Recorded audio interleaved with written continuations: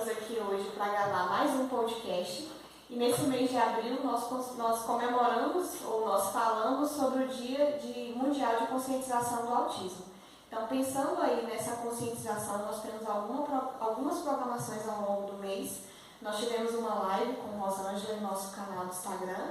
E hoje nós estamos aqui para esse encontro com 3 pessoas especiais. Então, nós temos aqui Maricélia, que é uma adulta que tem aí o seu diagnóstico de espectro autista. Larissa, que tem aí uma mamãe, que tem uma filha também com o seu diagnóstico. E doutora Lorena, que é uma neuropediatra. Tá? Então, eu gostaria de dar bem-vindas a todas vocês. E vou deixar para vocês se apresentarem, né? Que nada melhor do que cada um se apresentar. Tem aqui uma preferência de quem começa? Não, posso falar. Sou Maricélia, sou enfermeira e tenho também 2 filhos autistas. Tenho um de 9 anos e 3 anos. E o meu diagnóstico veio depois do diagnóstico do meu filho, que aí veio toda essa questão da investigação, de entender as peculiaridades do autismo em mulheres, que aí eu consegui chegar a esse conhecimento de si mesmo, né, me aproximar a esse diagnóstico, né, que favoreceu, né, esse autoconhecimento. E é isso. Larissa. Oi, meu nome é Larissa, eu sou a mãe da Maria, ela vai fazer 4 anos agora em maio. Ela foi diagnosticada com 2 anos e 8 meses. A característica que mais chamou a atenção, o motivo pelo qual a gente buscou o diagnóstico, foi o atraso da fala, né, que é muito comum, mas também acontece em crianças que não têm esse atraso. E desde então eu resolvi estudar sobre o assunto e falar sobre ele nas redes sociais. Inclusive foi no ano passado, nessa mesma data, ela já fazia as terapias e eu não tinha falado para ninguém, exceto para minha família, sobre o diagnóstico dela. Eu apenas falava que era um atraso no desenvolvimento de linguagem. E quando teve quando aconteceu o dia 2 de abril, eu me senti mal pela educação que eu dou para ela, por todo o estímulo e todo o cuidado que eu tenho com ela. Eu não me senti confortável por esconder, porque a gente sabe que quando a gente não fala o diagnóstico do nosso filho, é porque no fundo a gente tem vergonha dele, né? Assim, a gente não tá à vontade ainda. E aí eu pensei comigo e falei, nossa, mas por que não falar? Qual é o problema da minha filha ser autista, né? E foi nesse dia mesmo, né, que quando eu vi todo mundo com aqueles sloganzinhos do dia 2 de abril, que eu decidi começar a falar sobre o diagnóstico dela. E de lá pra cá, assim, a gente só cresceu, né?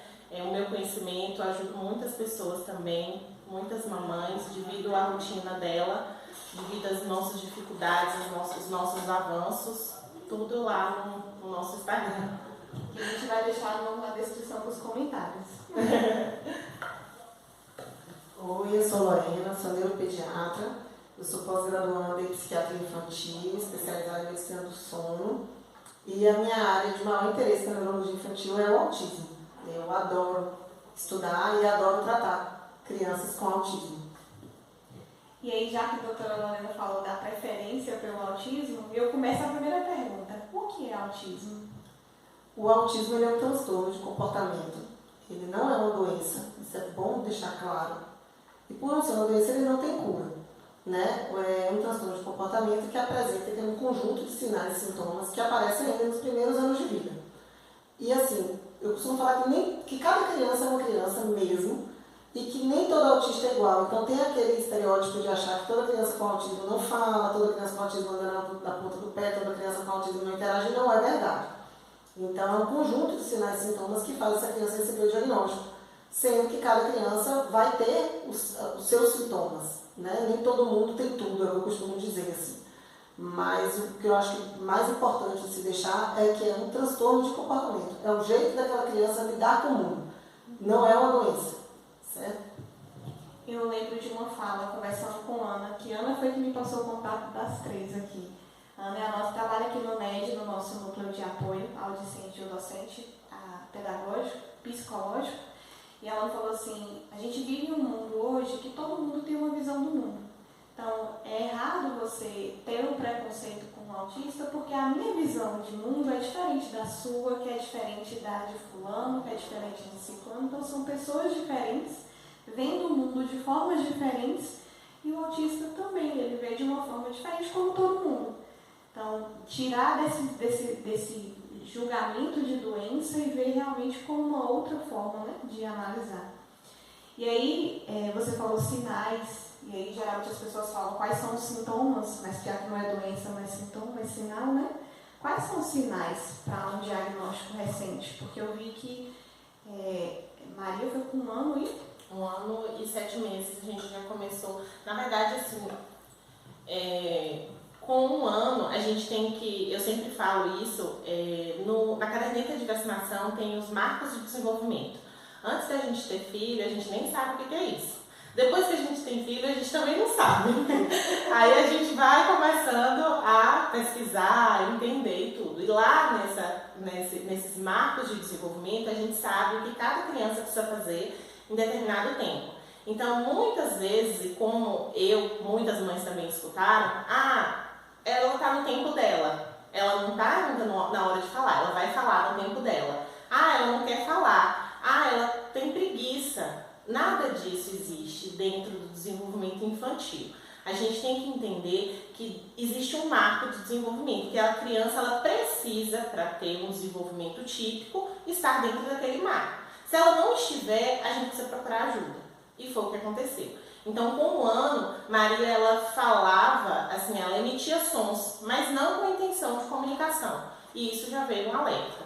Ela falava pá, mas não com a intenção de me chamar e nem chamar o pai dela. E foi passando o tempo, ela não teve atrasos na questão motora, né? E ela não falava, ela não pedia. E quando ela completou 1 ano e 7 meses, a gente colocou ela na escolinha, né? Numa creche, a gente morava em Luiz Eduardo Magalhães. E para ver se ela desenvolvia, né? Que a gente achava, não, é porque ela fica em casa, com a babá e tudo, e acabou não desenvolvendo. Colocamos na escola e nada aconteceu. E aí a gente foi procurar ajuda. Fomos no neuropediatra em Brasília, fomos também no neuropediatra em São Paulo. Inclusive recebemos alta, né? Ele falou que ela não era autista, eu podia ficar tranquila, que ela ia desenvolver super bem. Só que aí, nesse momento, que foi em março de 2020, ela começou a falar. Só que ela falava assim, o hiperfoco dela era livro de história e música. Então, ela começava a falar contando história e começava a falar contando música. Não conversava, a gente não conseguia manter um diálogo. E isso é muito claro quando você consegue entender o autismo, porque às vezes, não, mas meu filho fala, ele fala do desenho, ele fala da música, mas você consegue conversar com ele, se você perguntar alguma coisa para ele responde, porque é essa a dificuldade. A dificuldade na comunicação é essa. E a gente não tinha esse diálogo. Foi quando a gente procurou a ajuda de outro psiquiatra infantil, que inclusive foi meu colega de escola, né, ele é de Montes Claros, e aí ele me deu o diagnóstico. Porque a fala dela estava muito robotizada. Então ela acordava de manhã, em vez dela falar bom dia, ela olhava para mim e falava, e de repente o lobo mau entrou na casa da Chapeuzinho Vermelho. Aí eu, bom dia, filha! E assim, a gente sabe o quanto é importante, o diagnóstico em si ele não é uma sentença, sabe? Ele é um rumo. O importante são as terapias. O importante é a gente ajudar aquela criança. Mas Maria vai desenvolver. Ela poderia desenvolver sem terapia. Poderia. Ela foi diagnosticada com, que hoje não é mais utilizada, com a síndrome de Asperger, que hoje é autismo suporte 1, né? No CID-11 não usa mais síndrome de Asperger. Ela poderia desenvolver. Mas por que não ajudá-la? Por que não ajudá-la com as terapias e dar o que ela precisava, o suporte que ela precisava, né? Eu acho que isso é muito importante. Eu só comentar um pouquinho. Eu queria comentar em relação a essa questão da comunicação, porque assim, os meus filhos e eu, a gente não teve atraso da fala, então é importante a gente ampliar a ideia de comunicação que não se restringe só à questão do falar.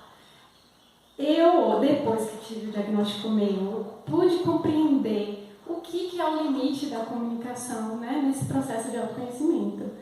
Porque realmente eu tinha na minha minha vivência. E aí eu vou embolar porque eu não sei seguir regras assim, gente. Eu vou falando, viu? Então, assim, em relação... Eu chegava no meu trabalho, na minha cabeça eu tinha dado bom dia, mas eu não tinha dado. Então, isso é uma falha na comunicação. Mas não foi efetivo, entendeu? E outra coisa, às vezes a gente não acha que é relevante dar um bom dia.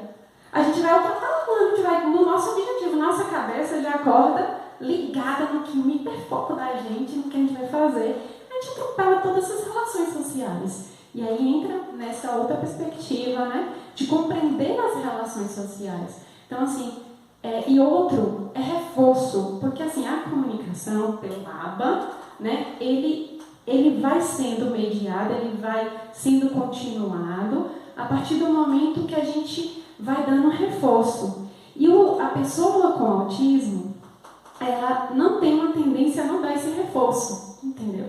Então, assim, ela quer se comunicar, mas às vezes ela não sabe dar esse reforço. Vou dar um exemplo da minha prática recente. Esses dias eu estava vivenciando uma situação e no ambiente de trabalho eu falei assim, meu Deus, e agora? O que eu posso providenciar para suprir essa demanda? E aí a colega deu uma ideia, falou assim, faça isso. Eu, na minha cabeça, entendi que poxa, legal, eu vou usar isso, eu vou fazer isso. Mas eu não dei reforço para ela. Eu não falei para ela que eu gostei da ideia dela e ia usar. Então, isso é a falha na comunicação. Não é apenas o não falar, entendeu? Doutora Mônica, queria complementar com os sinais? Eu achei maravilhoso vocês gostaram de falar, porque vocês abrem mais. Toda vez que alguém pergunta do sinal do autismo, eu sempre falo que tudo que eu falar, você bota o pode na frente. Porque pode ter, não necessariamente ele tem. Então ele pode ter atraso de fala, pode ter dificuldade de socialização, pode ter dificuldade de manter o olhar, pode andar na ponta do pé, ter problema com barulho, né? Ter sensibilidade ao som, pode ter resistência a algum tipo de textura. Essa criança, ela pode... vou me lembrando aí, meninas, vocês estão sabendo mais? Maria mesmo, ela tem hipossensibilidade ao som, hipossensibilidade à luz. Para você ver, hipo, né? E às vezes a gente vê a hipersensibilidade é mais comum, né? Pode gostar de brinquedos que giram, pode ter movimentos repetitivos, que pode ser balançar de mão, girar no próprio eixo, lateralizando o olhar, movimento de contar e milhares de outros. Pode gostar de brincar de maneira funcional, mas ela normalmente não dá função a esses brinquedos. Ela pode nem gostar de brinquedo, ou gostar de brinquedo, mas brincar de uma maneira que você fala, nossa, que diferente, arrumando em fila, ou separando por cor, ou ficando no centro e separando, colocando ao redor dela. Então, brincar pode ser muito organizada, como também pode ser desorganizada, né? Então, o autismo ele pode ter uma série de sinais que aparecem logo no início da vida. O que é interessante é que às vezes chegando no consultório, a mãe chegando assim, Glorina, tenho certeza que meu filho é autista, porque ele não pode ouvir um barulho que ele assusta. Sim, isso não quer dizer, é uma junção. Ou, hoje em dia, assim, todo atraso de fala é autismo, e não é autismo, e muito autista não atrasa a fala. Então, o que eu gosto de deixar sempre para o pai, para a mãe, é assim, olhou seu filho, achou algo atípico, procura ajuda. A gente não tem que ter medo de diagnóstico, o diagnóstico é ponto de partida, ele não é destino. Então você tem que trazer pra gente olhar, e pode ser que a gente fale, realmente não tem nada. Mas se tiver alguma coisa, quanto antes a gente fizer a terapia, melhor resposta o seu filho vai ter. Entendeu? Então, se eu posso deixar alguma coisa geral desse podcast, nem toda criança tem seu tipo. Entendeu? A gente tem uma escala chamada escala de Denver, onde toda criança ela tem a idade mínima para fazer aquilo e a idade máxima para fazer aquilo. Então, às vezes chega um pai ou uma mãe e fala assim, tá atrasada a fala, mas eu falei com 7 anos. Eu falei, então o senhor tem que ser investigado também, porque aos 7 anos ninguém pode falar, entendeu? A mesma coisa, o motor, se eu não andei até 1 ano e meio, eu tenho que procurar, porque eu tenho idade máxima para aquilo. E esse é o erro que alguns pediatras cometem, de falar com a mãe assim, fica tranquila, cada criança tem seu tempo, até 3 anos de idade, bota na escola, e a gente observa 1 ano aí. Isso é uma conduta que a gente tinha há 10 anos atrás. Há 10 anos atrás, realmente a gente fazia isso. Coloca na escola e traz seu filho com 5 anos de idade. Hoje não existe mais isso. Se me chega uma criança de 1 ano e meio que fala uma ou outra palavrinha, que não junta palavra, que a mãe chama e não olha, eu não vou dar um diagnóstico com 1 ano e meio, porque ninguém recebe um diagnóstico com 1 ano e meio. Mas a gente fala, essa criança está com espectro de autismo, que a gente chama das bandeiras vermelhas. Então, Então ela subiu bandeiras vermelhas para mim, do mesmo jeito que eu chego na praia e tem uma bandeira vermelha e falo aquilo ali é perigoso, eu vou falar a mesma coisa, olha, ela está em risco, vamos começar a estimular. Eu não preciso fechar o diagnóstico 1 ano e meio, mas eu preciso identificar que aquela criança precisa de estímulo e começar a terapia o quanto antes. Entendi. E aí, falando de fechar diagnóstico, essa também é uma que está na nossa programação de perguntas, né? Como é que é feito esse diagnóstico? E aí, um pai que está assistindo, uma mãe que está assistindo, quem procurar? Qual o ponto de partida a partir do momento que tem começa a ter essa percepção de atraso? Eu acho interessante elas falarem como foi e aí depois eu... Então, eu busquei um neuropediatra, né? Busquei o que deu o diagnóstico para Maria foi um psiquiatra infantil, que muitas pessoas têm um leve preconceito sobre, né, esse médico, e ele estuda comportamento. Então, eu acho que ele é tão recomendado quanto o neuropediatra para identificar, né, um possível diagnóstico. São feitos testes, né? Vou contar como aconteceu com Maria, né? Ele teve a consulta, na verdade eu brinco que ele já sabia que ela era autista, porque ele me seguia nas redes sociais, ele via e perguntava para uma amiga nossa em comum. E quando eu cheguei lá em Montes Claros, ele conversou com ela e tudo, ele foi e me explicou, ele, Maria, e isso eu também tinha ido duas fonos que fizeram o Portage, que é um teste com várias perguntas, eu acho que mais de 800 perguntas, que analisam por categoria o desenvolvimento daquela criança. Então, analisa por categoria cognitivo, linguagem, autocuidado, entre outros, por idade. Então, de 0 a 1 ano, como é que essa criança está? De 1 a 2, como é que essa criança está? E aí a gente sabe, de acordo com aquele teste, onde que está o atraso e onde que a gente pode buscar ajuda, quais são as terapias necessárias para poder sanar e ajudar aquela criança a desenvolver aquelas habilidades. Comigo foi assim. Eu posso falar de 2 situações, né? Porque eu tive a questão da vivência com meu filho. O meu filho, como a nível de esportivo, ele não teve, assim, destaques, assim, significativos que me chamaram a atenção durante o período da infância. Ele tinha um andar na ponta do pé que eu lia, só que eu lia sobre autismo, e o autismo naquela época, 2012, ele focava muito, né, a leitura sobre o autismo, ele focava muito em todas as características, praticamente, para poder ter um autismo.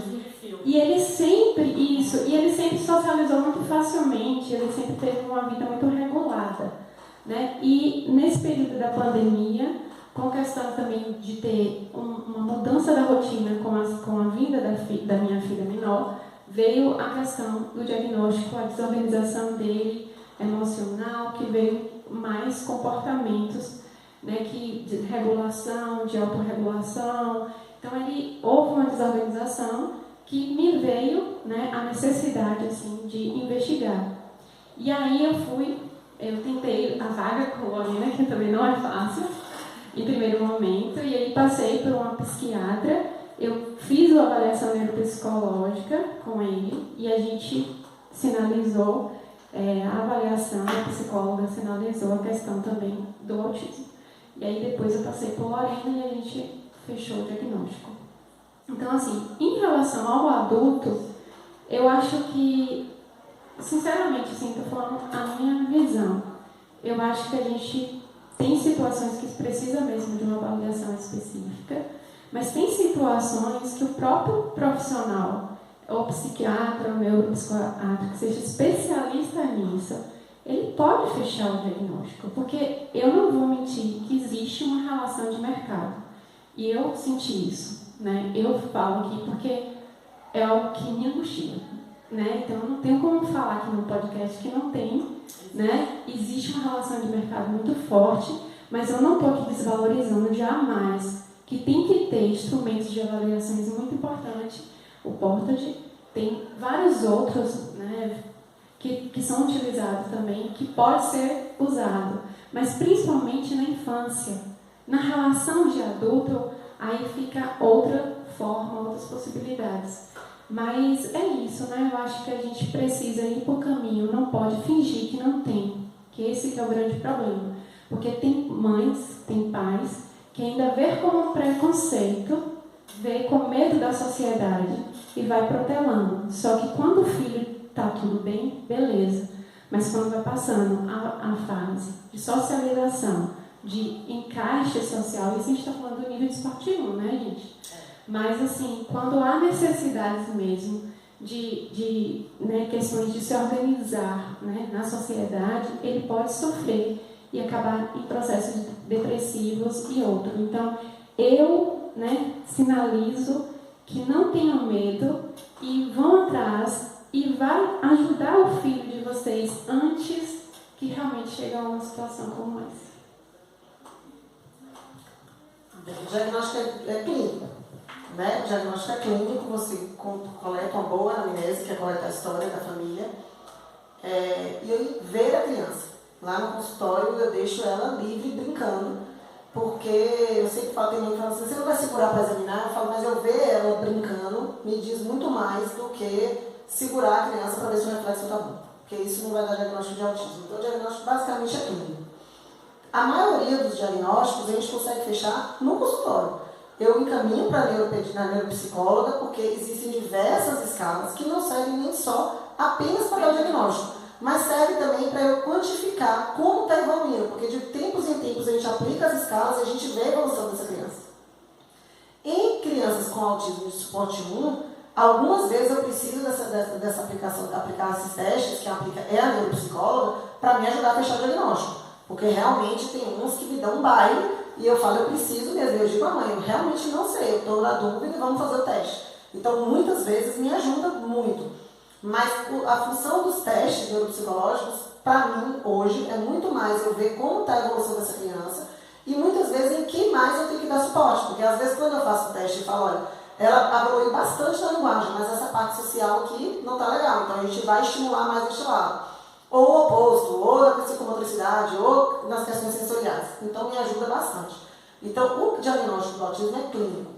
Ah, Marina, precisa fazer ressonância, beta? Normalmente não precisa. E os novos protocolos, eles não mandam mais você fazer testes auditivos na criança. Eu fugi de uma médica. Quando é que eu vou fazer o teste auditivo? Se eu chamo, boto música, cai tudo e a criança não olha de jeito nenhum, realmente eu tenho que fazer um teste auditivo, avaliação auditiva. Mas se a criança não olha quando eu chamo, mas eu boto baixinho aqui no meu computador, a galinha pintadinha, ela imediatamente vira e vem olhar, é claro que ela me escuta, sabe? Não faz sentido você ficar olhando a família com milhares de exames e ainda mais criando muita expectativa, porque a família, quando chega pra gente, ela chega muito doída, né? É um momento muito difícil de você dar um diagnóstico. É muito doído, é muito sofrido.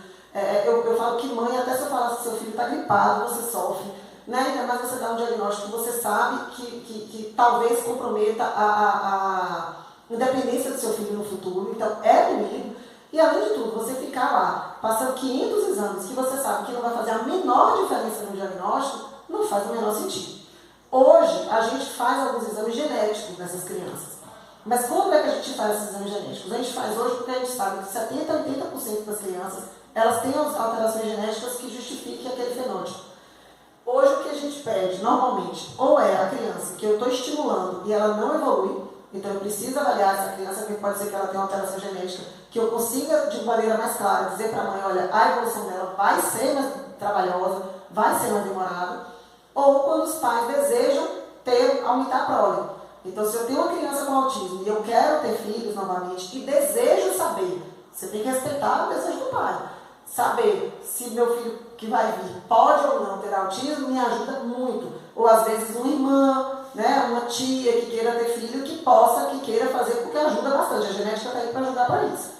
Mas também não é para toda criança. Eu tenho visto isso chegar no consultório, sabe? E são exames muito caros. Então a criança que acabou de ter o diagnóstico está com uma lista de exames gigantesca, exames muito caros. Não tem sentido. Isso não faz fechar o diagnóstico. Entendi. E Você fugiu, né? Eu fugi. A neuropediatra de Brasília, ela fez um teste, né, no consultório e aí pediu uma bateria de exames. Inclusive essa que tinha que fazer dar um sedativo nela e fazer o exame na cabeça dentro de uma máquina, não sei o quê. E aí eu falei, não vou fazer, eu nunca mais voltei, não faz sentido. Além disso, a gente tem que pensar o seguinte, a gente está falando de crianças autistas. Tem crianças que elas se desregulam com determinadas situações. Então, o filho da minha amiga mesmo, ela fez um monte de exames, ele ficou 5 dias sem comer. Ele foi para o hospital tomar soro. Entendeu? Então, assim, é muito difícil. Então, o médico ele tem que ser muito responsável. Um exame ele só tem que ser solicitado em caso de necessidade mesmo. Porque as pessoas acham que é um exame que vai detectar se a criança é autista ou não, que é um exame que vai resolver o problema, e não é. É um comportamento, são comportamentos. Né? Então, assim, é um diagnóstico para você levar e você cuidar o resto da vida, né? E você, Larissa e doutora Lorena, falaram que nem tudo é autismo, né? Tem o atraso de fala que não seja autismo. Então, o autismo ele consegue ser confundido, ou tem como, né, os pais confundirem outros transtornos e chegar no diagnóstico precoce de autismo? Existe essa possibilidade? Chegar num consultório, meu filho tem autismo, mas na verdade é para um outro transtorno, né? Transtorno de sensorial, transtorno de atraso de fala. Principalmente quando o médico tem o desespero de dar o diagnóstico com um menino de 1 ano e 2, de 1 ano e 3. Isso eu vejo direto. Sabe? Eu falo assim, gente, calma, não precisa ter o diagnóstico, agora eu preciso tratar. Entendeu? Então, acontece muito de chegar no consultório, meu filho é autista. Quando a gente vê, ele não é autista. Ele tinha falta de estímulo, ele tem ataxia de fala, ele tem um transtorno de linguagem. E não necessariamente ele tem autismo. Então, é parar com essa agonia de que tem que ter o diagnóstico. Às vezes chega o paciente, já chegou comigo com 10 meses. Ô, doutora, será que ela é autista? Não sei, com 10 meses. Eu vou criar um protocolo todo novo mundial, não existe. Mas a gente já vê que essa criança está atrasada e a gente começa a estimular. Entendeu? Os pais, por serem leigos, eles podem terminar confundindo. A criança com apraxia de fala parece muito, ela pode ter alguns comportamentos autísticos e tal, mas não necessariamente ela fecha o diagnóstico. Mas dificilmente, se você for para um neuropediatra ou um psiquiatra infantil responsável, uma fonoaudióloga boa, uma neuropsicóloga boa, dificilmente a terapeuta ocupacional ela vai confundir. Ela provavelmente vai falar, eu acredito que não seja, porque tem questões muito sutis que são diferentes. Eu tenho escola, né? E lá a gente tem quase 250 alunos. E assim, eu não sou médica, não posso dar diagnóstico nem nada, mas o que acontece? Quando as crianças estão em pares, fica muito fácil identificar. Assim, não é que eu estou desmerecendo o trabalho do médico, sabe? Mas assim, é que as questões do autismo, elas são peculiares.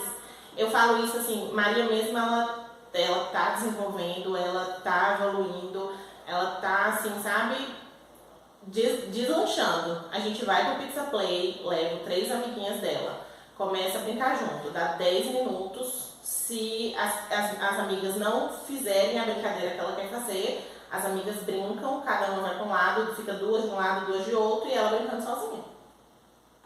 Aí ela pega uma menina pelo braço pra brincar com ela, normalmente é uma criança mais velha, que não dá bola pra ela, né, tipo, não quer saber dela, e aí ela vem desesperada, ou é filha, cadê suas amigas e tudo. Então, assim, é difícil pra eles manter essa relação, sabe? Manter, estar na brincadeira, se envolver, isso que a gente trabalha. Hoje, o que eu mais trabalho com Maria nas terapias, que eu trabalho efetivamente com ela nas terapias e na escola, né, é a questão da teoria da mente, da rigidez cognitiva e da empatia, de se colocar no lugar do outro. Porque não é só sua brincadeira que tem graça, a brincadeira do outro também tem graça, né? É seu tempo, mas também é o tempo do outro. E isso nas crianças, né? Não só nas crianças autistas, as crianças típicas também têm essa rigidez cognitiva, mas com a criança autista é um pouquinho mais pesado. Né, eu levei ela no balé essa semana, ela estava sem roupa, não tinha comprado a roupa ainda, era a primeira aula, não sabia como é que ia ser. Aí eu falei, vamos filha, pro balé? Ela, não sou bailarina, olha minha roupa. Eu falei, filha, mas não precisa estar de roupa para ser bailarina. Ela, não mãe, eu não vou pro balé porque eu não sou bailarina. Aí para eu entrar na mente dela, que a gente ia pro balé, que era a primeira aula, que eu ia comprar roupa ainda, mas que ela ia ser bailarina, independente da roupa e tudo, foi assim, ó, suave, sabe? E é todo momento redirecionando ela. Todo momento a gente tem que conversar, todo momento eu tenho que mostrar para ela, e eu sou muito a favor e estudo bastante sobre a disciplina positiva e eu acho que isso faz uma diferença gritante na vida da criança, sabe? Então, assim, eu converso bastante com ela, eu explico muito pra ela, eu dou muita previsibilidade em tudo que a gente faz e às vezes as pessoas confundem disciplina positiva com essa criança não tem regra, é tudo pode, não é. Mas é aquela questão do respeito, é você respeitar e você ter que cumprir aquilo que tem que ser cumprido. Agora é hora de ir para a escola, vamos para a escola, agora é hora de ir para o Kumon, vamos para o Kumon. E respeitar os limites dela. Uma coisa assim que para qualquer criança pode ser banal, mas para ela é importante. Antes ela faz às vezes turno integral. Então, quando chega no dia do Kumon, ela não pode ir para a escola. Porque se eu levo ela para a escola para tirar ela para levar para o Kumon, ela chora no caminho, chora para sair, chora para chegar no Kumon, chora fazendo Kumon. Aí quando eu fico com ela em casa, deixo ela em casa com a babá, pego ela para ir para o Kumon, acontece perfeitamente. Entendeu? Então assim, a gente tem que entender os limites também das nossas crianças, entender a necessidade deles e respeitar e tentar ajudar e é isso. Gente, ela tem tanta coisa que eu acabei de perguntar. Mas assim, entrando na linha que ela está falando, a rigidez cognitiva normalmente faz essa dificuldade diária. Tipo assim, não é fácil. Porque assim, eu queria também deixar um pouquinho, porque assim, a nossa fala fica parecendo que a gente está diminuindo ou amenizando as relações. Né? Então não é fácil para fazer coisas simples às vezes no dia a dia. Você precisa se argumentar o tempo todo. Para eu lavar o cabelo, não é chegar e falar, filho, hoje é o dia de lavar cabelo, vamos lavar cabelo. Entendeu? Você tem que ir com todo o argumento, o porquê ela está lavando o cabelo, porque precisa lavar cabelo. Então assim, é uma rigidez em todos os momentos. Se você for sair, é a roupa que vai vestir. Então, assim, é importante a gente também falar que isso, né, a gente tem que evoluir, a gente tem que estudar, a gente tem que buscar mecanismo, a gente tem que compreender, né, que a gente vai errar também, que a gente, como mãe, eu estou falando agora como mãe, né, porque a gente também vai errar, a gente vai, né, buscando, mas a gente não vai deixar de tentar, né, de estar buscando novos meios para poder lidar com aquela situação. Mas, assim, é importante a gente saber que essa forma de pensar tinha que ser geral. O problema é que nossa cultura que é errada.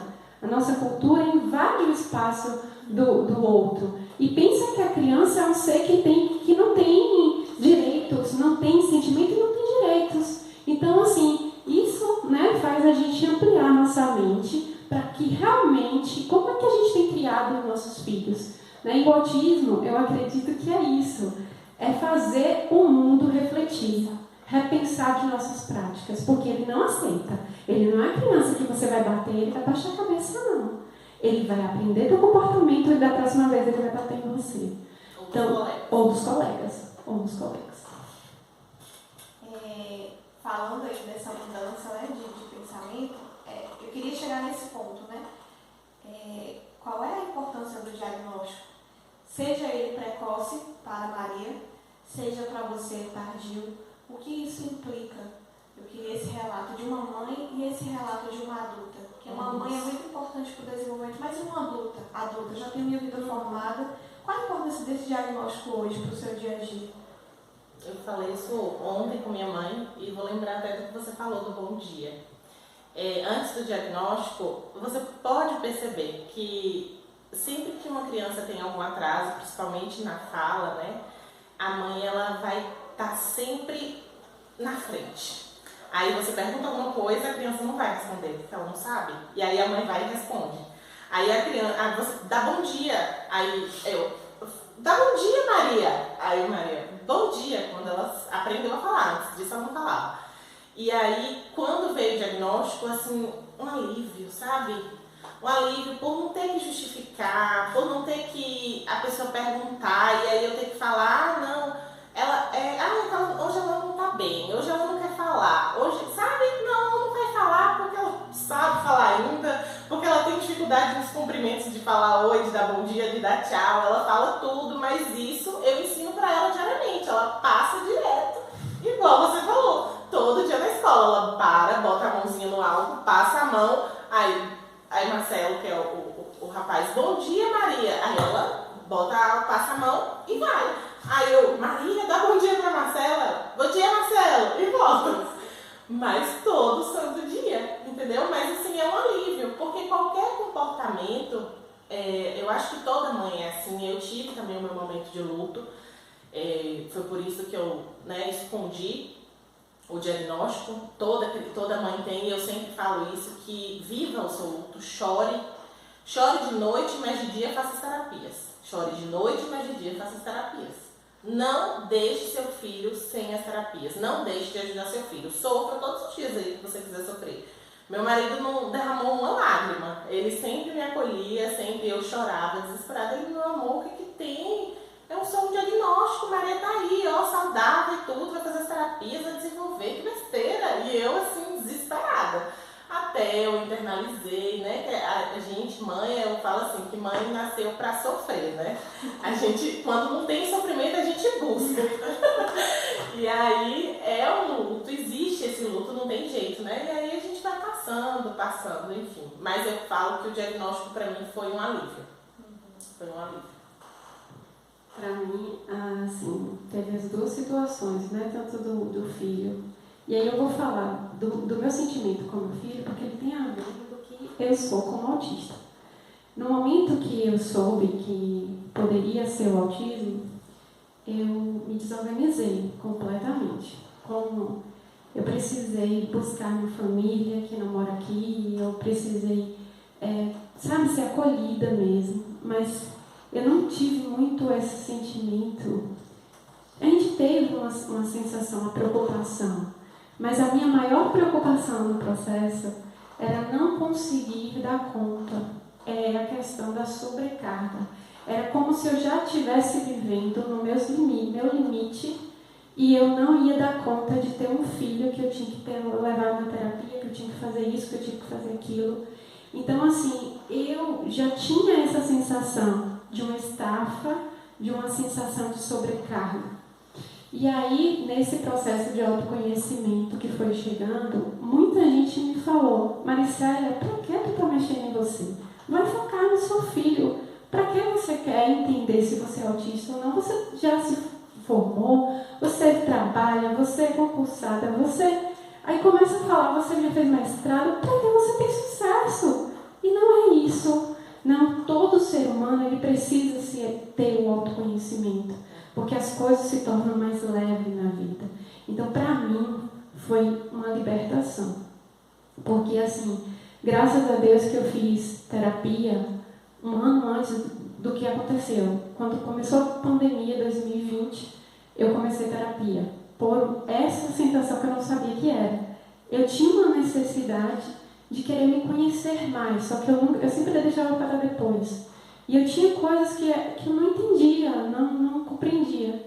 Só que na terapia, eu vou te falar, a terapia nem levantou em relação, não fez nenhuma hipótese de autismo, porque a orientação do terapeuta não era direcionada nisso. Mas foi importante porque o autista, ele tem dificuldade em autopercepção, né? Pelo menos a minha geração de autista, né? Porque a gente está vendo uma outra geração, que eu queria falar isso, que é totalmente diferente. Então, o autista sem diagnóstico, ele, às vezes, no meu caso, eu tinha uma dificuldade de autopercepção. E a terapia me ajudou a entender conflitos que, quando eu comecei a estudar, eu fui vendo as características, eu falei, era isso que eu discutia na terapia, era isso que eu discutia na terapia. Então, foi muito importante e foi algo tipo assim, poxa, velho, uma raiva, sabe? Deu uma sensação de raiva também, porque eu não descobri antes, eu sofri, eu fiz muitas situações de adaptação, tanto que eu falo assim, que eu tenho um apego ao nome resiliência, eu não sabia. Sempre eu tive uma coisa assim com paradoxo, me ajudem aí, porque e resiliência. E hoje eu compreendo o porquê, porque eu sempre tive que ser resiliente em todas as fases da minha vida. Né? Então, assim, quem me conhece, às vezes não compreende. Eu falava assim, só quem sabe o que passa na minha cabeça sou eu. Né? Então, só quem sabe quais são as minhas angústias sou eu. E hoje eu te falo que a maior dificuldade da gente como adulto é a sobrecarga de uma sociedade que cada dia mais está sendo, que não está acolhendo o ser humano. E eu falo que não há uma sobrecarga geral, só que o autista, ele sofre ainda mais. Eu já sempre tive uma relação, gente, que eu não entendia, que eu sempre fui diurna, acordo a 1000, faço tudo a 1000, quando vai dando, escurecendo à noite, dá uma queda de energia surreal, assim, sabe? Que com o filho a gente tem que lutar. Mas antes sempre eu dormia para depois voltava e acordava 10 horas. Eu tirava um sono e acordava e voltava. E quando você vê outros autistas falando isso, e você vendo, poxa, eu vivi isso, e eu estou vendo outra pessoa vivendo aqui, que viveu isso também, e você vai se identificando, é como se você tentou sua vida toda se encaixar. Você buscava, se esforçava em se encaixar, e você, sabe, você não se encaixava. E ainda você não continua se encaixando, mas você vai entendendo que, e a minha intenção não é me encaixar mais, é me compreender, saber tentar respeitar um pouco mais meus limites, continuar com a resiliência, superando, mas a gente precisa continuar tendo uma perspectiva de se respeitar um pouco mais, como nessa sociedade que às vezes é tão desumana, com sobrecarga de trabalho, sobrecarga acadêmica, né? A gente vê os modelos, né, nessa perspectiva. E tá demorando isso. Não! Mas assim... Piscou meu celular. Mas é isso. Então, assim, eu acredito que foi uma libertação para mim. Foi me ver com mais leveza. E quem tiver dúvida, eu acredito que tem que investigar, tem que ler mais sobre, tem que seguir pessoas que falem sobre isso. Porque quando a gente vê alguém que vive e se identifica, né, a gente acaba achando, poxa, tem pessoas que estão vivendo a mesma perspectiva que eu. Então a gente acaba se sentindo acolhido. Cara, que lindo! Eu ia falar Eu isso. que trabalho com criança, primeiro que orgulho de você, que é muito autista, meuzinho. Que linda, sabe? Assim, ela chegou lá, ela não sabia o diagnóstico, né? E caminhou ela para Catiene. E que lindo ver isso. Eu me arrepio, porque eu trabalho todo dia para ouvir isso aí dos meus meninos quando crescerem, sabe? Assim, eu tenho uns na faculdade e eles estão ótimos, mas quando eu vejo, e é tão massa que as pessoas estejam vendo uma pessoa autista que fala, que está aqui, que me respeite, sabe? Me respeite, eu não vou me encaixar em nada, sabe? Se molde também, por que eu tenho que me moldar? E é o que eu digo para todas as mães lá no consultório, sabe? A autista veio para ensinar a gente como tem que ser, a respeitar. Você tem que me respeitar como eu tenho que te respeitar. Por que eu tenho que tirar meu filho da escola meio-dia se ela quer ficar até uma hora porque ela tem comum? Não é assim, entendeu? Não é desse jeito. Por que ela tem que comer manga? Porque o vizinho dela come manga, ela não gosta da textura da manga. Acabou, entendeu? E assim, eu falo muito com as mães. Tem coisas que são negociáveis, mas tem coisas que inegociáveis, mas tem coisas que são negociáveis. Por que você vai brigar com ela porque ela não comeu manga? Porque ele não gosta de usar manga comprida? Sabe? Respeita o outro. Se você gosta de exatamente, sabe? Se você gosta de ser respeitado, você também tem que ser. Que lindo, assim, o que você falou, sabe? Você não tem que se encaixar em nada. E hoje eu dei uma entrevista para um jornal escrito, impresso, e eu falei, cara, quem não quer se readaptar, as crianças, as pessoas autistas, se tranca em casa. Porque eles estão aí, eles estão melhorando, eles vão tomar o mundo. E se você não quer, se tranca em casa e vá para Marte, porque não vai ter para onde conviver. Você vai lidar com eles na escola, no trabalho, na presidência da República, no casamento. Sim, sim. Entendeu? Então, assim, o mundo está mudando, graças a Deus. Assim, eu achei muito lindo. É só complementar uma coisinha que é super importante. A preocupação é essa nova geração com o diagnóstico, porque o diagnóstico faz alguma coisa. Ele tem o capacitismo. Tem muitas mães que têm um olhar, não estou falando mães só, a sociedade, né? E tem muitas situações que leva ao capacitismo, que a gente precisa trabalhar isso, e a gente tem que focar ao empoderamento, né? E a gente tem que, cada dia mais, que não é fácil, mas a gente vai conseguir aprender. Nossa, que linda você. A gente falou disso na live, a Rosângela falou, meu filho vai namorar, meu filho vai casar, meu filho vai fazer faculdade, porque meu filho é uma pessoa normal. tem capacidade, claro, né? Não precisa ter esse capacitismo. E a gente tem falado tanto em empatia, em sentir a dor do outro, mas a nossa dor, ela tem sido escondida. Então, é o que você falou, se tem dúvida, eu acho que vale a pena procurar. Se surgir um pontinho de dúvida, não, talvez não seja, mas também você não vai perder nada se você não procurar. Eu achei linda também sua fala, de verdade. E aí eu queria perguntar para as mamães e para a Lorena, qual a importância da família nesse processo, né? Quando você tem esse diagnóstico do autismo? A gente tem a família do capacitismo, a gente tem a família que não aceita, a gente tem aqueles que vão embora e que se afastam, né? E fica ali a mãe solitária. Então, qual é a real importância da família e quais são os principais desafios de família quando você tem uma criança, um filho com? Gente, eu acho que toda família ela tem que se despertar. Tem muita família dormindo e está perdendo o tempo de cuidar dos seus. Quando depois passa, acontecem situações que você não compreende. Mas assim, não é só pagar uma escola particular boa, não é só buscar o diagnóstico. Então assim, o que eu falo no geral, ele se intensifica no autismo. Eu preciso de uma família que seja a fortaleza para um filho autista. Eu tenho que ter uma família que acolha. Eu tenho que ter uma família que seja unida, né? Então, assim, pais que muitas vezes não aguentam a situação, foge, sai né, daquele contexto. Mas, assim, não deixe de dar assistência para o seu filho, né? Então, não é, graças a Deus, não é a minha realidade. Meu marido é parceiro e a gente junto, só assim vai seguindo.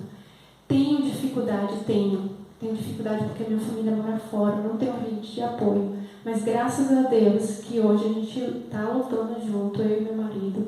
E assim, no dia que o negócio aperta, o WhatsApp, né, ajuda muito. E aí a gente fala, a gente sempre está tentando ver a família. Mas a família, gente, é o alicerce para cada indivíduo, para cada criancinha, para cada né? Eu preciso fortalecer minha família. Então, assim, a gente precisa se unir de meios, né, de um olhar que fortaleça o nosso lar, né? E o que eu tenho para dizer, que assim, a gente, assim, o filho, tanto o autista, tipo assim, meu marido, ele precisa ter um olhar diferenciado. Ele cuida de 3 autistas, ele fala, eu estou cuidando de 3. Gente, assim, além do autismo, eu tenho o TDAH. E meu filho é fechado de análise também. Então, eu tenho cada dia mais, quanto mais estressada eu fico, mais eu esqueço as coisas, mais eu fico desorganizada. Então, eu falo para ele, me pega a tal lugar. E ele falou, você não me falou, eu falei só na minha cabeça, entendeu? Então, assim, isso gera um transtorno. E a família, o marido, se não for parceiro nessa situação, né, as coisas ficam difíceis. Eu escrevi um texto, já tem um tempinho já, e gerou bastante polêmica, que eu coloquei assim, não tenha filhos. Se você não está disposto a abrir mão, né, de um pouquinho da sua vida para um determinado momento, se você não está disposto a, quem sabe, receber um filho autista ou com qualquer outra deficiência, né, porque o autista, por lei, ele é considerado uma pessoa com deficiência, não tenha filhos. Porque as crianças, elas precisam dos pais, elas precisam da família. Ela não precisa de dinheiro, não precisa de brinquedo. Óbvio que o dinheiro ajuda e é o que paga as terapias, é o que paga a doutora, é o que paga a escola, né? Mas assim, é o básico que eles precisam. Para a criança autista, o brinquedo mais valioso é a gente. É sentar no chão e brincar com ele. Não é a televisão, não é o tablet, não é o videogame, não é isso. Isso não é importante para ele, não é importante para o desenvolvimento dele. Então, as famílias, elas precisam realmente acordar, né? A gente sabe que do 0 aos 3 anos é o momento que a criança mais aprende, né? É a neuroplasticidade, a doutora vai saber falar melhor do que eu. Então, assim, de 0 a 3 anos, o cérebro da criança está ali, ó, pronto para fazer milhões e milhões de novas ligações neuronais. Então, é naquele momento ali, por isso da importância do diagnóstico precoce, porque é naquele momento ali que você vai conseguir, em poucas vezes, você vai conseguir fazer uma nova ligação. Porque se você tentar fazer aquela mesma, se você tentar ensinar para aquela criança aquela mesma habilidade com 13 anos, ela não vai aprender com a mesma facilidade do que com 2, do que com 3, do que com 4. Ela não vai. Então você precisa estar atenta ao seu filho, estar atenta aos comportamentos dele. E foi o que a doutora falou. A gente precisa dar valor e dar importância ao que realmente é importante. Então, assim, dentro de meu filho não come manga, meu filho tem que comer manga, meu filho tem que fazer isso. Gente, esquece. A gente tem que fazer, eu sou da seguinte linha, assim, ó, é o básico que está faltando.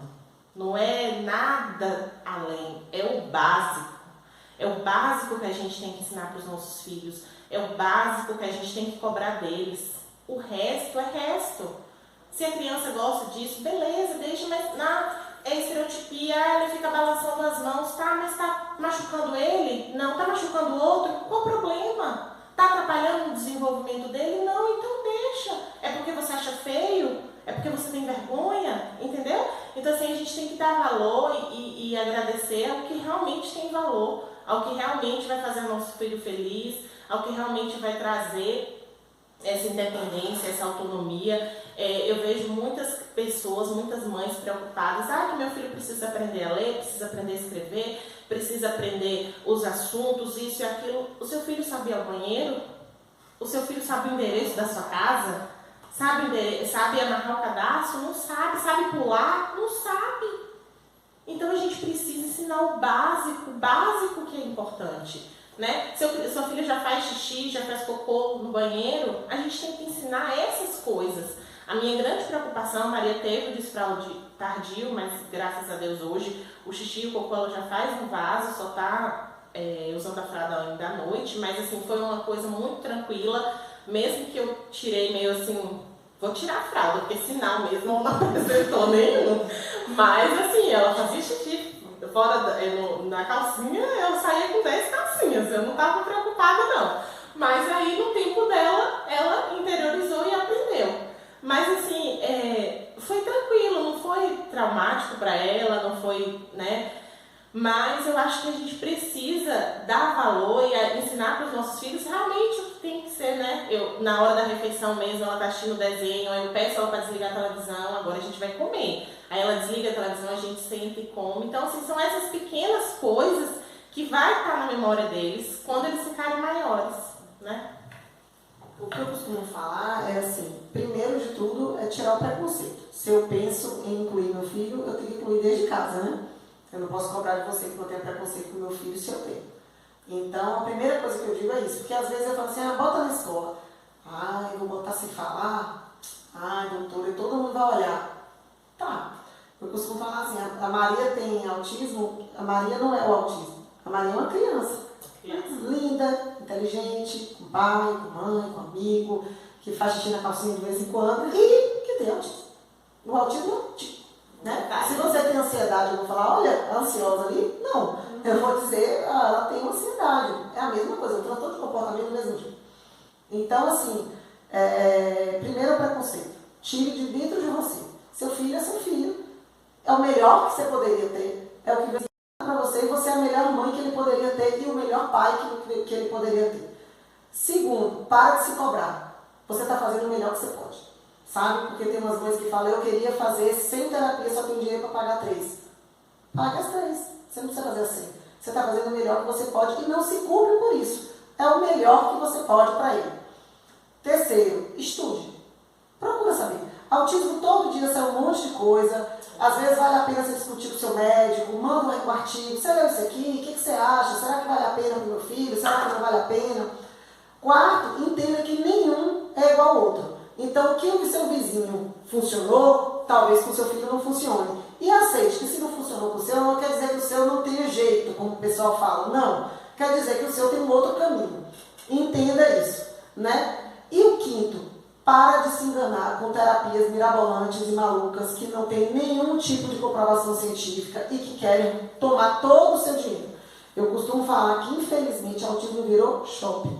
Se você deixar, você entra na internet, você paga 1000 terapias, você vende sua casa, vende tudo que você tem, e seu filho vai continuar sendo autista, porque não tem cura. Então, calma com esse tanto de coisa que estão vendendo aí, que às vezes bota em risco a vida da criança, sabe? Na esperança de que seu filho deixe de ser autista. A terapia, nem a terapia, ela é feita para seu filho deixar de ser autista, porque eu não quero mudar seu filho. Eu quero melhorar as limitações dele, para que ele supere e consiga conviver em sociedade da maneira mais independente possível. Então, para de tentar olhar para o seu filho e falar assim, eu queria tanto que João fosse diferente. Não, eu não queria. Eu queria que o João conseguisse superar essa dificuldade dele para que ele seja o mais independente possível dentro da condição dele. Porque a gente está falando de autistas de suporte 1. A gente sabe que tem os meninos muito graves. Mesmo esses meninos muito graves, eles têm melhoras com as terapias. Eles vão precisar de suporte a vida inteira? Provavelmente vão. Mas a gente tem que trabalhar para que aquilo seja da maneira mais leve, para ele e para a família. Porque é uma coisa que eu digo muito, assim, para os meus colegas, a gente não pode esquecer que ali por trás tem uma família. Sabe? Às vezes você fala assim, eu tenho uns pacientes que são de fora daquele país, e de vez em quando eles vêm. E aí eles me ligam e falam que o médico de lá falou assim, não, mas ela se bater faz parte do quadro. E aí você fala assim, faz parte do quadro ela se machucar. E como fica a mãe olhando sua filha se machucar? Entendeu? Então assim, não faz parte do quadro. A gente tem que fazer alguma coisa para melhorar. Entendeu? Então, dar o suporte para a família é muito importante. Porque se a família desorganiza, aquela criança desorganiza. Ela é reflexo daquela família. O sabe? ambiente ele tem que ser. Totalmente. Se a criança não dorme, a mãe não dorme. Se a mãe não dorme, ela não consegue sentar para brincar com a criança, porque ela não é robô. Ela não tem condição. Então, primeiro, assim, esses 5 passos, se você seguir, a gente vai ter um caminho mais tranquilo. Mais leve. E aí, você falou que Maria é hipossensível, né? Qual é a diferença do hipo para o hiper, da hipersensibilidade? Hipersensibilidade à luz, por exemplo, é a criança que não gosta de luz forte, ou ela gosta, a hipo é que ela gosta, não sei falar os termos técnicos, né? A hipo, ela gosta de muita luz, aquelas luzes piscantes, ela desliga a luz do quarto, aí tem aqueles brinquedos que tem as luzes, ela liga e aí dança e bota guitarra, e a guitarra toca, e é uma festa de princesas que ela faz dentro daquele quarto, sabe? E ela é apaixonada por instrumentos musicais, tanto que a gente mora em apartamento, eu peguei todos os instrumentos, deixei na casa da vovó, porque assim a gente vai ser expulsa, porque ela ama barulho. Eu falo, filha, a mamãe tá com dor de cabeça, meu amor, vamos fazer outra coisa. E pá, e aí toca bateria, e guitarra, e violão, e pandeiro, e ela é apaixonada, assim, por barulho, por luzes. Tem crianças também que tem essa, eu não sei se é estereotipia, acredito que sim, de ligar e desligar a luz. Ela tem. Ela tem. E eu gosto também que você falou sobre seguir pessoas adultas, autistas, que a gente entende do nosso jeito, assim, adulto de ser, né? O que eles sentem e a forma que eles pensam. Eu mesmo não entendia muito sobre seletividade alimentar, e aí eu li um post falando sobre isso. Ela falou, sabe, se tiver uma barata no seu sanduíche, você come se tirar a barata? Não. É a mesma coisa. Eu não como azeitona. Se você botar azeitona no meu sanduíche, tirar e falar, não, pode comer. Eu não vou comer, porque é como se tivesse uma barata aí. E você tirou, entendeu? Esse é o sentimento da seletividade. Outra vez ela falou da sopa, que ela sempre fazia a mesma sopa, enroladinho assim, e aí ela resolveu no mercado comprar outra sopa. E aí fez outra sopa. Ela tem 2 filhos autistas também, casada, e ela fez a sopa e tal. Ela ficou a noite inteira, o cérebro dela, essa sopa tá errada. Essa sopa tá errada. E ela não conseguiu tomar a sopa. Ela falou, foi porque eu mudei o macarrão. Então, assim, eles têm a leitura, é muito interessante você conhecer isso e entender que realmente funciona de uma forma diferente e não tem problema algum, do mesmo jeito que a gente também pensa diferente em alguns outros assuntos. A gente precisa realmente respeitar e ter empatia por aquelas pessoas, pelas crianças principalmente, né? Porque tem muito aquele tabu, assim, que criança tem que obedecer, que criança tem que se comportar, que criança não pode fazer isso, que criança não pode fazer aquilo, mas assim, são crianças, né? Elas não estão desenvolvidas, às vezes a gente chora Por que você está chorando? Eu não sei porque eu estou chorando, eu não estou triste, não aconteceu nada, mas eu estou chorando. Aí como é que você quer que uma criança tenha maturidade emocional quando ela é frustrada, por exemplo? Ela não vai ter, você vai ensinar, você está ensinando todo dia, mas assim, ela está em desenvolvimento, né? É isso. Eu queria falar assim, além da questão da sensibilidade, que pode ter hipo, hiper, e lá em casa, assim, meu filho é hipersensível, ele não barulha essas coisas, e minha filha é hipopensiva. Ela aperta muito, o abraço dela ninguém aguenta, e assim, barulho, cantarola o dia todo. E eu fui comprar aquele xilofone para ela, misericórdia, guardei tudo, um pouquinho, só tá e aí ele se desorganizou por causa disso. Né? Assim, tem essas questões, mas o que a gente, com o tempo, porque tipo assim, no começo eu não entendia direito, apesar de ser, e aí eu também não me entendia nem eu mesmo, porque aí eu fui compreender no adulto, porque a gente acaba, né, se adaptando socialmente. E assim, o meu trabalho, o barulho, o ruído do meu trabalho me deixava hiperreativa. Né? Eu mudava o meu comportamento, eu fechava a cara. Então, assim, se conhecer nessa perspectiva e entender, eu tenho crise de enxaqueca constante, principalmente no período que eu estou muito em excesso de atividades ou muito estressada, né? Então, assim, acabo tendo uma questão sensorial muito intensa, a luz, barulho, o cheiro, né? Então, isso é muito intenso e acontece. Eu fui compreender que isso também tem uma relação em relação a essa sensibilidade. Então, assim, a questão perpassa também por relações comportamentais, que acaba aumentando, né, as questões emocionais, comportamentais, aumenta a relação sensorial. Né? Tem coisas que às vezes a gente pensa que é sensorial, mas às vezes é comportamental. Né? E aí a gente tem que ter esse olhar até como mãe, para poder estar distinguindo essas relações. A Maria mesmo, ela não tem seletividade alimentar, ela não tem problema com texturas de alimentos. A questão dela não comer ela é seletiva no sentido assim, ela é rígida, ela só come determinados alimentos, ela não gosta de experimentar novos, mas ela come todos os tipos de alimentos que ela determinou na cabecinha dela ali, arroz, feijão, quiabo, algumas determinadas frutas, e ela não tem interesse em conhecer novas frutas, né? Então essa questão da alimentação dela é comportamental, não sensorial. E essa questão sensorial mesmo, inicialmente, com um ano e meio, 2 anos, ela não tinha nenhuma sensibilidade com texturas melequentas. Quando foi no ano passado, na praia, ela foi brincar na areia, aquela areia meio molhada, meio seca, ela foi e voltou no mar 20 vezes. Ela queria brincar com a mão limpa. Impossível, não é possível. E aí ela foi ficando nervosa. Aí eu fui entender. Eu falei, o que foi, filha? Tá sujo, mamãe, tá sujo. Vou limpar. Ia, limpava, brincava, sujava. Aí a gente passou 3 meses trabalhando texturas melequentas nas terapias. Quando foi em dezembro, já estava bem melhor. É muita coisa. É literalmente um mundo. E aí eu tenho uma pergunta especialmente para você, que é: quais são os principais desafios de uma pessoa adulta, autista? E desse que você falou até de uma nova geração, né, de autistas. Então, dessa geração antiga, quais são os seus principais desafios? A questão mesmo, como eu já falei um pouco, é a questão dessa sobrecarga dessa sociedade que a gente está vivendo frenética. A gente está vivendo uma sociedade, gente, que até comentei com você quando eu cheguei aqui logo,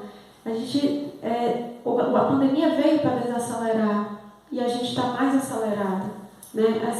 Isso passou, parece que deu um fôlego para a gente para correr de novo. Isso é a sobrecarga. Então, assim, é conviver com a vida adulta, de ser mãe, de papéis, inúmeros papéis. Então, assim, quando a gente hiperfoca em ações, né, em coisas que nos têm interesse. E aí você, às vezes, tem que sair daquele hiperfoco, aquela coisa que está te motivando para dar conta dos seus outros papéis. Isso vai sobrecarregando, porque tem uma relação. O hiperfoco não é todo mal. O hiperfoco nos motiva a cada amanhecer, entendeu? A gente precisa, às vezes, de um hiperfoco para poder estar se motivando. Então, o meu trabalho, eu sempre fui hiperfocada em trabalho. E assim, eu sempre, né, oscilava muito. E quando eu via que eu estava para baixo, e eu pensava que toda a sociedade era assim, gente. Né? E quando eu estava assim, eu voltava e buscava alguma coisa para me motivar de novo. Então, eu hiperfocava em um projeto, em uma coisa específica para me dar motivação. Então, o desafio é a gente se respeitar, né?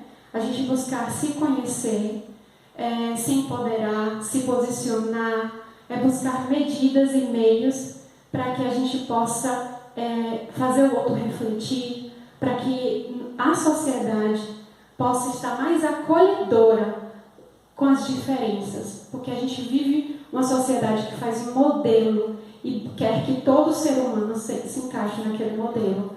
E nós, autistas, não temos como nos encaixar. Quer dizer, todo ser humano tem sua individualidade, somos seres singulares. Todo ser humano é singular. E a gente tem que respeitar, a gente tem que voltar mais um pouco para si. E não ir nessa corrente, porque senão a gente não vai aguentar. Né? Então a gente precisa despertar o mundo para um autoconhecimento, para um autocuidado, que não é fácil, né? Eu tenho buscado, mas fazer mudanças de práticas é com o tempo. E aí não romantizar, né? É a frase que eu mais ouço, não romantizar. E aí pensando em não romantizar, eu acho que a gente não poderia terminar o podcast sem falar sobre políticas públicas, sem falar sobre os direitos que são adquiridos, e que não é que é adquirido, é de direito, né? O que a gente tem hoje de política pública para uma criança, para um adulto autista, e o que tem acontecido de verdade na prática e o que não tem acontecido de verdade, que a gente precisa deixar aqui de mensagem. Assim, hoje uma criança ou um adulto com autismo, ele é considerado como deficiente e ele tem todos os direitos de qualquer pessoa com deficiência. Então ele tem direito, vamos de criança, né?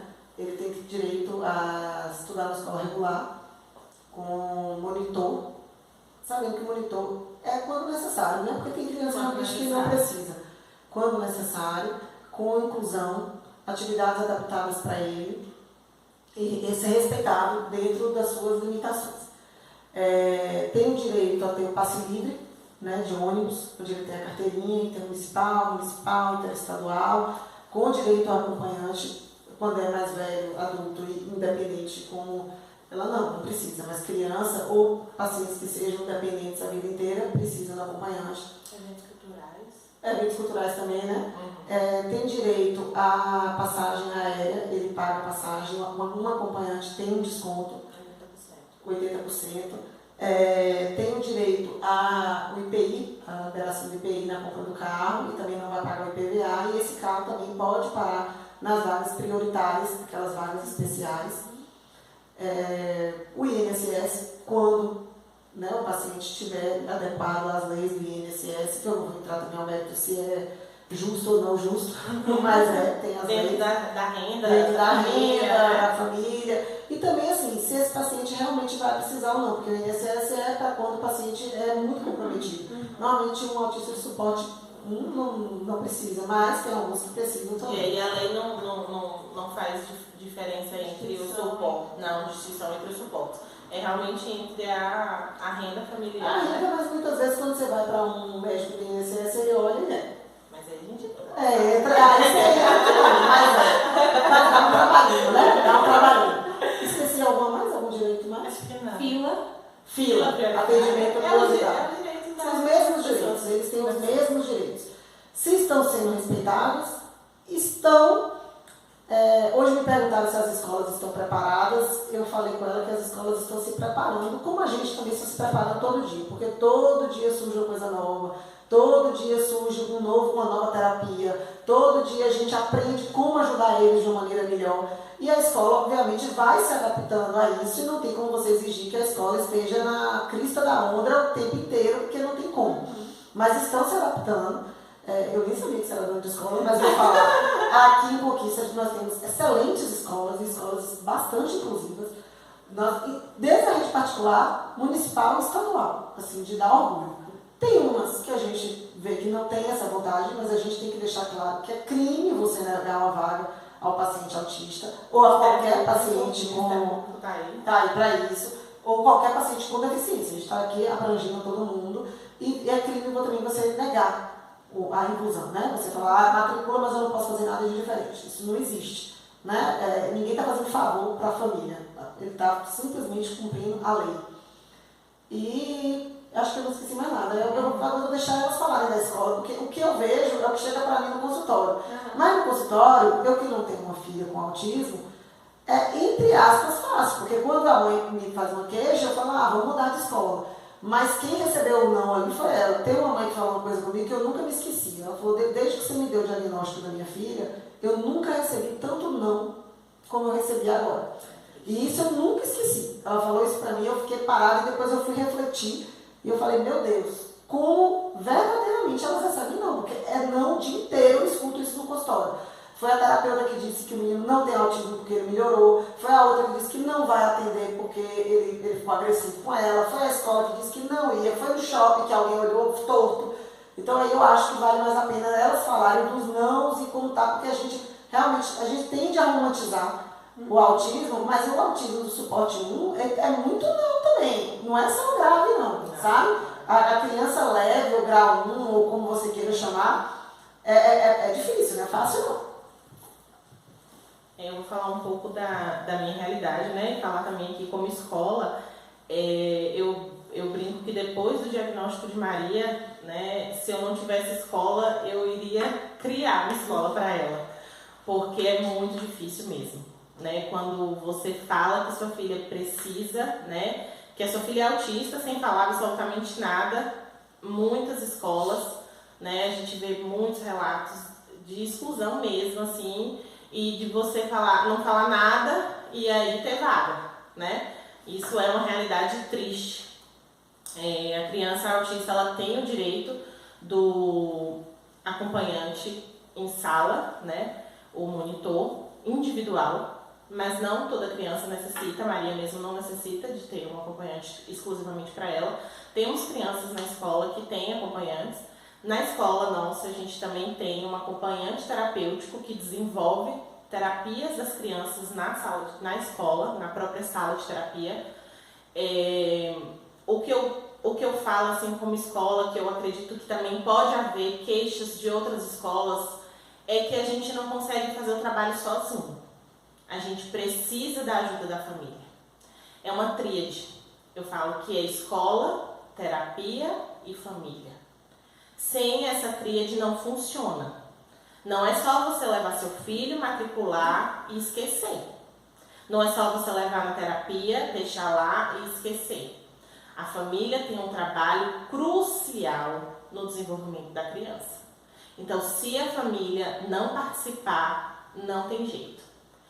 Teve eu abri uma caixinha uma vez que a moça perguntou assim, tem como meu filho desenvolver e sem eu ter que participar das coisas, sem eu ter que participar do desenvolvimento dele? Como assim? Aí foi por isso desse post que eu fiz, foi na verdade no Instagram de uma amiga minha. Como assim? Como assim não participar do desenvolvimento do seu filho? Seja tico ou tico. Precisa, né? Então, assim, a escola, realmente as escolas estão caminhando, né? Mas a gente sabe que o autismo, ele é um transtorno, assim, ele é um espectro, ele é um mundo. Então, Maria, lá dentro da escola, ela é única, como as outras crianças típicas também. Mas, assim, cada criança é única, então a demanda é diferente. Então, se eu não tenho uma mãe ali o tempo todo, uma terapia, um profissional especializado para falar, João apareceu com esse comportamento aqui na escola, o que será que aconteceu? A gente tem essa relação muito próxima com a família e é muito importante isso. Porque você vai fazer isso aqui, você pode fazer isso com ele, que vai dar certo, entendeu? Então, assim, a gente tem que ter essa visão. A gente tem que ter, eu sei que não é fácil, eu sei que a maternidade atípica ela é pesada, a maternidade em si ela é pesada, mas a atípica ela é muito pesada, né? E você tem que ter tempo, você tem que ter disposição, você tem que estar ali, ó, pronta, porque todo dia é um dia, você cansa, mas você tem que estar ali. Então, assim, a gente precisa da ajuda da família. A família tem que estar com a gente. Não dá pra gente desenvolver o trabalho sozinho. Muitas vezes eu vejo as pessoas se queixando da escola, se queixando das terapeutas, mas quando a gente vê, a família não está fazendo a parte dela.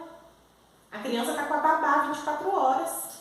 A criança faz o que quer dentro de casa, não tem regras, não faz a terapia que tem que fazer em casa, porque terapia não é nada de um bicho de 7 cabeças, são atividades simples, são atividades que vão desenvolver, que a criança vai ajudar a criança a desenvolver no dia a dia. Então, muitos terapeutas passam tarefa de casa. Você vai fazer isso para ajudar a desenvolver a fala, para ajudar, vamos fazer passeio. Você passeia com seu filho no final de semana? Você leva seu filho para o parque, para o shopping, para a praça dos patinhos, que não precisa gastar, é só comprar uma pipoca, se ele comer pipoca, né? Então, assim, ele precisa socializar, ele precisa fazer atividades extra casa, né? Eu acho que isso é muito importante. Vou tentar ser breve, mas eu vou falar algo muito relevante. Em relação, assim, a gente viu a sua fala, que é uma fala de uma classe, né, social, que eu, no meu caso, graças a Deus, encontrei 2 escolas, a minha pequena está em uma escola e o rapaz está em outra, e tem pessoas que estão acolhendo, que estão aprendendo junto e estão buscando meios para nos ajudar. Mas, assim, como políticas públicas, a gente tem que alertar que estamos, né, precisando avançar, que saia do papel e vá para a prática. Tem muitas mães sofrendo, gente. Tem muitas mães que estão lutando para ter um cuidador numa escola pública e não está tendo cuidador. Então, pessoas que muitas vezes ficam com o filho precisando ser desenvolvido entre autista tem que estar entre pares para se desenvolver. Ele dentro de uma casa, a mãe pode estimular, mas estando entre pares, ele vai aprender copiando comportamentos. Então, eu preciso incluir esse indivíduo. A sociedade precisa fazer, né, com que, né, essas políticas públicas saiam do papel. Então, assim, é um despertar que realmente, além disso, o acesso às terapias. Muitas mães não têm acesso à terapia, as condições de acesso até o diagnóstico. Tem mãe que não tem pelo SUS. Então, assim, não tem uma condição assim mais razoável, que tem plano de saúde, por exemplo. Os planos de saúde, de 10 mães que solicitam terapias pelos planos de saúde, as 10 são negadas e apenas uma mãe recorre judicialmente. Então, significa que para o plano de saúde é muito mais viável negar as terapias do que, né, liberar. Porque de 10 mães, apenas uma só judicializa e eles veem o dinheiro, né? E assim, e a importância de destacar que o autismo ele é uma deficiência. E é o que a gente tem muitas vezes, os serviços é CAPES-IA, que é CAPES infantil. O CAPES infantil ele é estruturado para a saúde mental, para quando se tenha realmente já uma alteração. Eles estão fazendo esse papel de acolher, dar direcionamento, mas eu não vou ter uma terapia específica para estimulação, para adaptação desse indivíduo, para estimular esse indivíduo, né? Inserir ele na sociedade. Então, precisamos, né, continuar lutando para que serviços, para que olhares de profissionais possam ser mudados, para que, né, os políticos, as pessoas que são responsáveis, né, nesse contexto, né, em relação à nossa saúde pública, se desperte para esse olhar, porque tem muita gente sofrendo. E a mãe de autista, ela tem uma dificuldade maior, ela não tem rede de apoio, muitas vezes ela tem dificuldade para ir para a luta. Então, quando alguém fala quem quer que lute, mas não é assim. A mãe precisa, na prática, ela não tem apoio, ela não tem com quem deixar o filho para ela ir para a Câmara de Vereadores lutar. ela não tem, às vezes precisa de articulações para ir para o Ministério Público. Então tem toda uma dificuldade por detrás. E além disso, sobre políticas públicas mesmo, a gente ainda tem que desmistificar o caso das crianças autistas do porte 1, né? Que elas são realmente invisíveis. Porque se você for para o SUS com uma criança de 2 anos, 3 anos, 4 anos atrás de diagnóstico, você esquece. E atrás de terapia, pior ainda, você não vai conseguir. Você não vai conseguir. Então, elas são realmente invisíveis. E a gente sabe que o índice de depressão e suicídio de pessoas autistas, suporte 1, são de adolescentes e adultos, o índice é gigantesco. Por quê? Porque a pessoa, aparentemente, ela se enquadra na sociedade. Só que ela não se enquadra, né? No fundo, ela não se entende, ela não sabe, ela não conhece, ela não se conhece, ela não entende o porquê que ela não consegue se relacionar, ela não entende porque ela não consegue ficar num trabalho, ela não entende porque ela não dá certo num relacionamento conjugal, ela não entende, né? Então, eu não conheço na prática, né? Não convivo, não sei da realidade na prática mesmo das pessoas, das crianças autistas, suporte 2 e 3, a minha luta, assim, é realmente do suporte 1 por conta de Maria e porque eu entendo mais e sei mais, inclusive semana que vem vou visitar a PAI, marquei até com a diretora de lá e vou visitar também a outra clínica para poder entender um pouco mais e poder falar também sobre esse assunto e poder ajudar outras crianças, outras mães, né? Porque a gente sabe que não é fácil. Eu li um artigo um tempo atrás e assim, mas ele não vai falar, ele não vai desenvolver, tá? Mas e quando você não estiver aqui, o que você vai fazer? Então, o mínimo que você pode fazer é auxiliá-lo, ensiná-lo a poder tentar se comunicar da forma dele com outra pessoa, né? Porque quando você não estiver aqui, ele pode estar e outra pessoa vai estar cuidando dele, né?